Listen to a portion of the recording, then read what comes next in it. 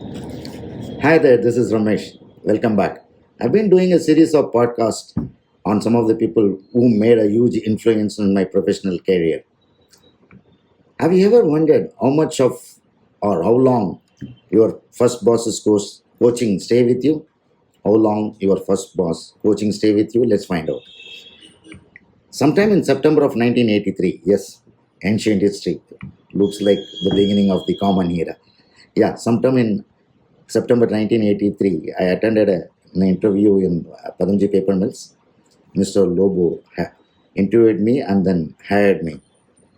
And then he made me go through one of the grueling training programs.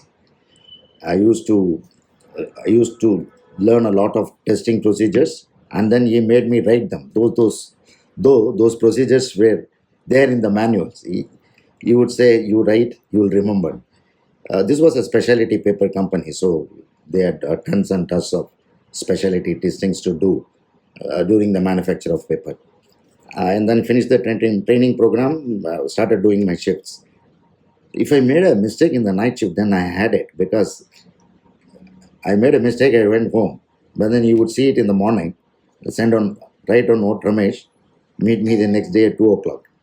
So I had to finish the night shift, go home, come back at 2 o'clock, meet him, listen from him, go back and come back to work that day night. This was the kind of disciplinarian he was. And also, he taught us that maintaining the workspace is our responsibility. You don't pass the buck. Attendant was not available. He comes on around and then he sees some unwashed conical flask or a crucible which had ash left in it, burnt ash left in it. We had it. He would say, "What are you doing? Finish your job. Your job ends only when you clean the equipment, not just writing a report." So he was strict, but then he was fair. With other department heads, he always would defend his team. The most he would give away was, "I'll go back and check with my team." Otherwise, he'll say, "No, no, no, they did the right thing." This is the kind of stance he would take. So that was those earlier lessons, and probably the first management lesson for me. 3 years after I left Padamji, I went back to him, this time as a vendor. He gave me a chance and helped me anchor my sales profession. So the business was going, and then we started making mistakes. So the quality went bad or something like that. And then one day he said, "Ramesh, bring your big boss." So I took him. Then in front of the big boss, he told me, "Ramesh, I give a long rope, but then when I cut it, and then he left the words hanging." So he also left Paramji and joined other mills. Mostly he turned them around.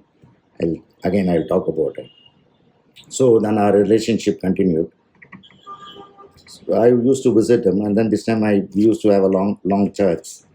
He was the one who never believed blaming the predecessors on what went wrong. Yeah. Does it ring a bell about our politicians now? Yes. He would say, "Ramesh, the management has not hired me to tell what went wrong. Something went wrong, that's why they brought me. The least I should do is find out what went wrong and then my solutions to fix them." This coming back with a solution actually started in my Padamji era. The chemists go back to him with the problem. He would say, "I know the problem. What did you think about it? What is your solution for it?"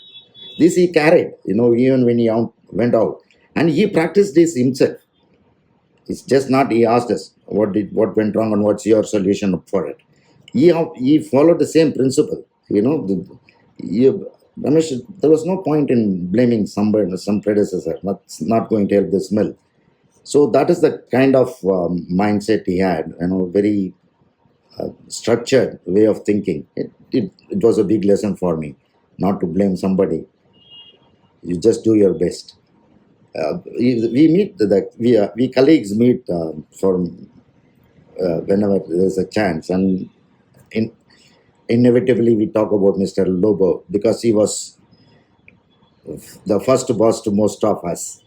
So the other one thing they always recall is Pune being a Diwali city used to get a lot of gifts for Diwali. You would just open them then and there and distribute it amongst the amongst his team. That was his nature, right?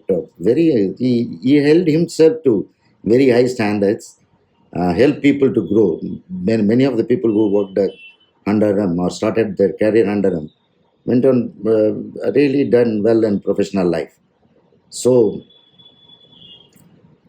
other thing, some of the team members in when I used to go and meet them in the customer side, they used to say, "Sir, you were very fortunate to have Mr. Lobo as your first boss when you were young." He would tell us if we are hanging around inside the office after office hours, we are not doing our job. We would say, you should learn to do your job in the stipulated time. Otherwise, you are not doing the right thing. So many people benefited from his way of thinking, his structured approach to problem solving. So, yes, how long does your first boss coaching stay with you? A lifetime. See you guys. Thanks for watching.